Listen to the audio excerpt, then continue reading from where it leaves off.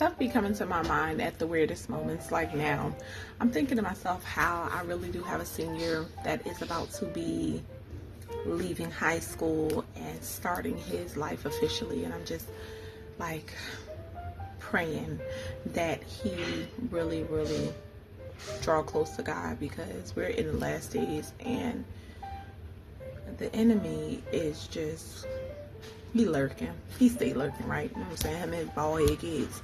But yeah. So I'm super grateful.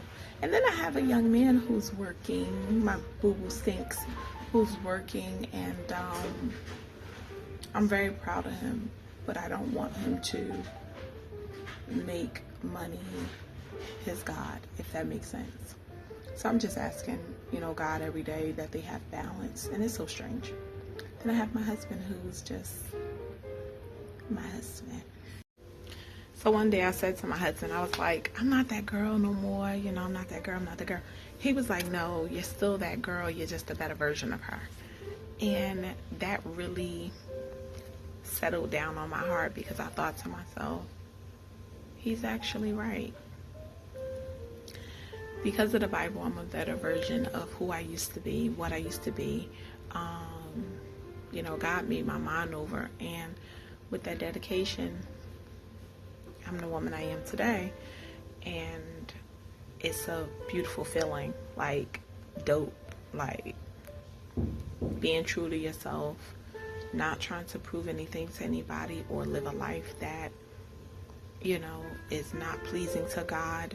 Yo, like, yeah, like that part, like that's big business for me personally.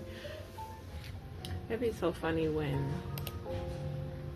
I talk to my mom, like we kicked it over the weekend. I gotta post some pictures, but I kicked it with my mom, and conversations with her be so uplifting, and like I just be really commending her, because you talk about a woman who's been through the storm and she's now staying afloat, right? She's still faced with backlash of her past, but she still trusts God. And I told her, I said, one of the biggest things I've learned is that when people hold things over our head, we have a Father in God who doesn't do that. God promised that he will wipe our slate clean, you know, as white as snow, right?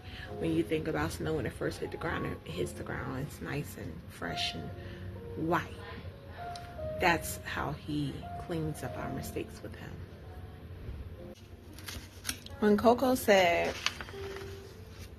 use your heart and not your eyes, she was like, baby, just relax your mind. You've got time and I've got time.